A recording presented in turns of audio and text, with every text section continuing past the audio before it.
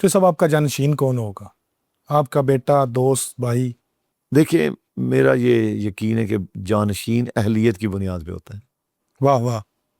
نہ میرا تو مجھے نہیں یقین کہ میرا بھائی ہوگا، میرا بیٹا ہوگا، جس میں میرے بھتیجے ہوں گے.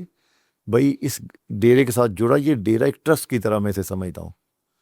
جس کے اندر اللہ نے اہلیت پیدا کر دی وہی میرا جانشین ہوگا. ایک تو یاد رکھیں یہ ماروثیت والی بھی جو ہے نا جی، یہ میں سمجھتا ہوں کہ بدقسمتی سے عمران خان نے پاکستان کی سیاست کو وہ نقصان دیا ہے کہ اس کی آج لاکھوں لوگ سیاسی کارکن سزا بھگت رہے ہیں. الزام تراشی کی ایسی بنیاد اس نے رکھی جس کی سزا آج وہ بیچارہ خود بھگت رہے ہیں. خود اسے نہیں پتا تھا کہ جو آج باتیں میں کر رہا ہوں کل ان باتوں میں خود پھنس جاؤں گا.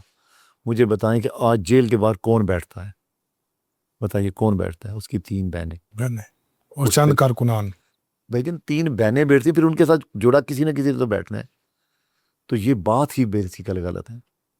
میرے والد مرڈر ہوئے تو بندوق میں نے اٹھائی، میرے بھائی مرڈر ہوئے تو بندوق میں نے اٹھائی. یاد رکھیں آپ جو محنت کر رہے ہیں، آپ جو گھر بنا رہے ہیں، آپ جو چیزیں بنا رہے ہیں، تو بھجن یہ اس کو آگے سروائیو آپ کی اولاد نے کرنا ہے. بالکل ایسے. تو سیاست بھی آپ کی زندگی کی انویسٹمنٹ ہوتی ہے. ہر خاندان میں کوئی اہل بچہ پیدا ہوتا ہے جو آپ کی سیاست کو کنٹینیوٹی رکھتا ہے.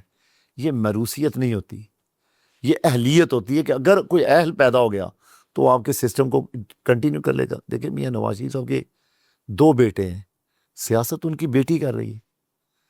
ان کی بیٹوں نے سیاست کو نہیں پسند کیا تو کیا مجھے بتائیں وہ میاں نواز شریف کی جگہ لیڈر بن سکے؟ تو گیٹس ہونا بھی ضروری میرا ہے. یہ خیال یہ ہے پہلی چیز کہ سیاست میراث نہیں ہے. مجھے نہیں پتا کہ کل اس علاقے میں اگلا لوگ ایم پی ایم این اے کس کو چنیں گے. یہ میراث نہیں کہ ضروری میرے ہی بیٹے ہوں گے، میرے ہی بھائی ہوں گے، نہیں.